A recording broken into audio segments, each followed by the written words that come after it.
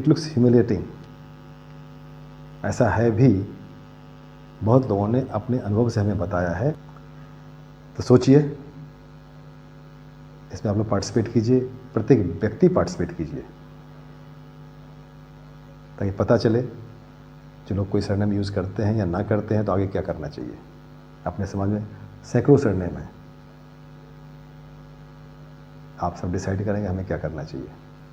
उसी दिन हमने अगला प्रश्न डाला था, पढ़िए ध्यान से, पढ़ के सुना रहा हूँ मैं आपको। विभिन्न व्हाट्सएप ग्रुप में बहुत सदस्य उस ग्रुप के बनाने के उद्देश्य को जानने के बावजूद रोज़ भगवान की तस्वीर को शेयर करते। क्यों करते हैं भाई? भगवान आपकी व्यक्तिगत चीज़ है, उन्हें आप क्यों बांटते हैं? अपने पास रखिए ना। अब उसका कोई मतलब बने तो उससे भगवान का सम्मान कम होता है। लोग सुबह उठते हैं डिलीट कर देते हैं। आपने कितने श्रद्धा विश्वास से आपने उसको फॉरवर्ड किया। आप खुद भी ये काम करते होंगे, आप किसी से पूछ लीजिए। तो मैंने जो मैंने ऑप्शंस पूछे थे, देखिए, अपनी आस्था दिखाने के लिए, भाई हम सब सनातनी हैं, हिंदू हैं, दिखाने से क्या होगा? अपनी प्रॉपर्टीज़ दिखाइए, अपना यहाँ मत देकर दिखाइए, अपने विचार दिखाइए, है ना। वे समझते हैं जितने अधिक लोगों को शेयर करेंगे भगवान की उतनी ही कृपा उन पर आएगी। ज्ञान नहीं है, जितना ज्ञान बांटेंगे उतना ज्ञान बढ़ेगा। वो तो आप बांटते नहीं हैं। कुछ डालिए, अपने विचार डालिए। जो ये यूट्यूब है, जो वीडियो है, उसके नीचे कुछ लिखिए, कमेंट डालिए, बढ़ेगा वो। व्हाट्सएप पे समाज से संबंधित बातें डालिए, अपने आसपास परिवार की उपलब्धि, कमी, ज़रूरत, सहयोग की भावना, ऐसा कुछ डालिए ना रोज। फिर है, बिना देखे समझे उनके पास जो मैसेज आता है वही उठाकर कहीं भी फॉरवर्ड कर देते हैं। ऐसा ही बहुत कुछ है। मेरे पास कुछ मैसेज आते हैं, आते रहते हैं, मैं कॉल बैक करता हूँ कि भाई बहुत बहुत धन्यवाद, नमस्कार, आप कौन बोल रहे हैं? वो हमसे पूछते रहे, साहब कौन बोल रहे हैं आप? बोले साहब आपने मुझे कुछ भेजा, हमें नहीं पता, मैं तो सुबह उठ के भेज देता हूँ। What is this? आपके पास जो आया उठा के आपने फॉरवर्ड कर दिया, इसे क्या कहेंगे भाई? चलिए, ग्रुप में अपनी उपस्थिति का एहसास दिलाने के लिए, जैसे पहले के क्वेश्चन ने पूछा था कि हर व्हाट्सएप ग्रुप में 300, 500, 1000 सदस्य होते हैं और कम ही लोग पार्टिसिपेट करते हैं, तो उन ग्रुप में से बहुत से लोग ऐसे भी हैं। अच्छी बात है, होते रहना चाहिए, कुछ कुछ होना चाहिए। तो वे कुछ कुछ डाल देते हैं कि चलो मैं ग्रुप पे प्रेजेंट हूँ, मैं सबको देख रहा हूँ, आप भी मुझे देखिए, अच्छी बात है, रिस्पेक्ट डिजर्व करते हैं। तो भाई कम से कम हमारे व्हाट्सएप चैनल को भी फॉरवर्ड कर दिया कीजिए। हमने जो वीडियो आपको शेयर किया है, कभी कभी गलती से, प्लानिंग वे में नहीं, गलती से कभी किसी को फॉरवर्ड कर दीजिए। मैं आगे वीडियो में लास्ट में बताऊंगा किन बंधुओं ने हमारी वीडियो को शेयर किया है।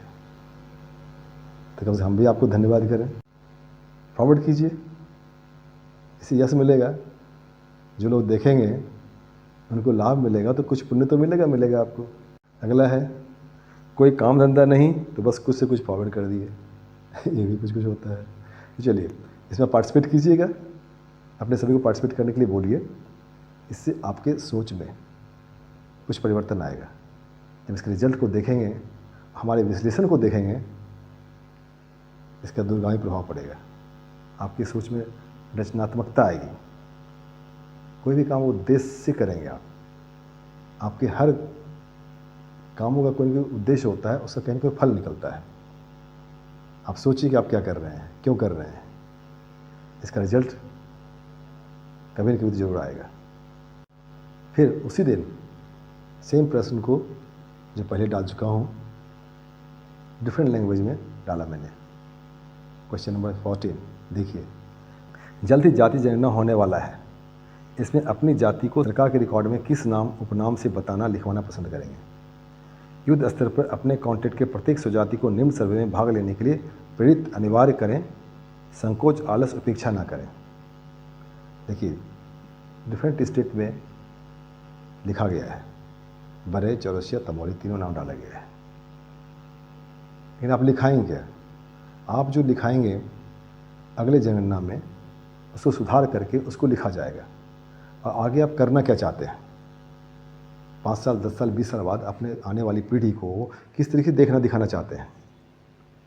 जो आप चाहते हैं जब लिखवाएंगे तो वो लिखाइए, आप डॉक्यूमेंटेड हो जाएगा। तो आपको जो अच्छा लगता है, पहले क्वेश्चन में पूछ चुका हूँ, सर्वेक्षण आंसर आ चुका है, आपसे पार्टिसिपेट कीजिए, वो लिखाइए कि आप किस में होना चाहते हैं। तो जो उन्होंने पार्टिसिपेट किया है उन सभी पार्टिसिपेंट्स को मैं बहुत बहुत धन्यवाद कहूँगा। उन्होंने कहा है चौरसिया, फिर नंबर 2 तमोली, नंबर 3 बरे। तो जो अधिक है उसके साथ तो चलना चाहिए ना। आगे बढ़िए, सम्मानजनक सरनेम है, मैं ज़बरदस्ती नहीं कह रहा हूँ। ये जो एनालिसिस जो सामने आया है, जो विश्लेषण दिख रहा है, जो लोगों की पसंद है, वह मैं कह रहा हूँ।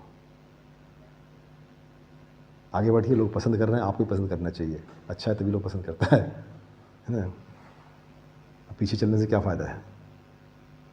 आगे बढ़िए। अगला प्रश्न जो मैंने पूछा बहुत ही इम्पोर्टेंट है। 1 जून 2025 अपने समाज के कितने लोग भारत की आज़ादी के लिए 1857 से 1947 के बीच संघर्ष में योगदान किए। हर समाज का अपना रोल मॉडल होता है। रोल मॉडल तो राजा राम मोहन रॉय हो, अंबेडकर जी हैं, या महाराणा प्रताप हों, 1962-71 के वार के हीरो हों, महात्मा गांधी हो, पंडित नेहरू हो।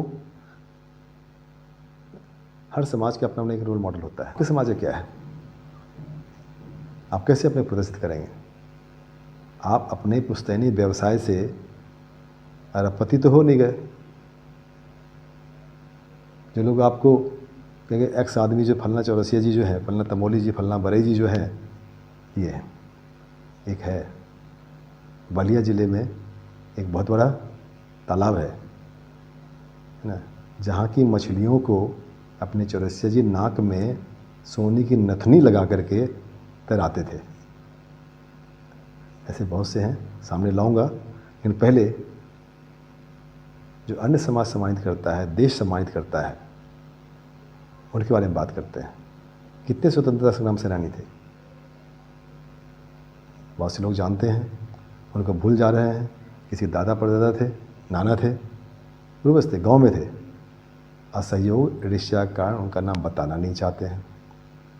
मैंने कुछ लोगों से पूछा, मुझे पता था उस गांव में एक्स आदमी हैं, उनके गांव वाले से पूछा तो हमें नहीं पता।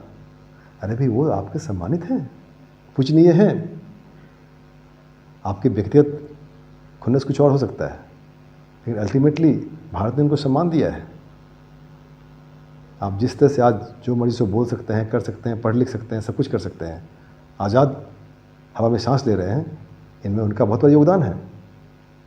उनको अगर आप भूल जाते हैं तो कल आप भी, आपको भी लोग भूल जाएगा। इसीलिए आप chaurasiaworldtoday.com में, चाहे इस जो मैं इतना भाषण दे रहा हूँ, उसमें आप कंट्रीब्यूट नहीं करते हैं। जो भी हो, तो आंसर जो आया है देखिए, 10, 50, एक भी नहीं, 200 पता नहीं। देखिए 10 लोग समूचे भारतवर्ष में, 10 लोग फ्रीडम फाइटर अपने समाज के। अपने समाज का एक ऐसा परिवार है, आगे बताऊंगा, जिसमें एक साथ 7 जीवित लोगों, सतभैया परिवार कहते हैं, एक ही परिवार में 7 फ्रीडम फाइटर थे। एक ऐसा परिवार जहाँ पर आज़ादी के समय भगत सिंह 40 दिन तक अज्ञातवास किए थे। आपने वो क्यों कमज़ोर समझते हैं? और जिन्होंने कहा है कि एक भी नहीं है, सोचिए किसकी जिम्मेदारी बनती है इन चीज़ों के बारे में बताने के लिए। और अन्य समाज के, अन्य बिरादरी के किसी व्यक्ति से पूछ लीजिए, आपको अपने बारे में सब बता देंगे। कुछ तो हमें कमी है, लेकिन जब जगे तभी सवेरा। 50 लोग, 7 लोग जानते हैं। देखिए सबसे अधिक जो है 41 पता नहीं। यानी अपने समाज को अगर टोटल हम देखें, अगर हम टोटल देखें 70 के लगभग पार्टिसिपेंट्स हैं, 70 में से 40 यानी मोर देन 50% को पता ही नहीं कि हमारे समाज के फ्रीडम फाइटर कितने थे। कितनी शर्म की बात है। और वे परिवार जिनके परिवार से फ्रीडम फाइटर थे, उनके लिए भी कितनी शर्म की बात है। उन्हें अपने पूर्वजों के नाम को सामने लाना चाहिए, बताना चाहिए, उनकी फ़ोटो बना करके घर के सामने लगाएं, उनको हमारे व्हाट्सएप मैसेज पे मैसेज करें, बताएं उनके बारे में। अगर आसपास कोई है उनको हम सम्मानित करें, उनको सामने लाएं। ये हमारी सामाजिक जिम्मेदारी है, यह व्यक्तिगत कर्तव्य है। अंग्रेज़ के समय जो सीधे गोली मार दिया जाता था, इसके बावजूद उसके लिए सीना सामने रखना, पार्टिसिपेट करना बहुत बड़ी हिम्मत की बात है। उनको सामने लाइए, उनको सम्मान दीजिए, अपने मनोबल को ऊंचा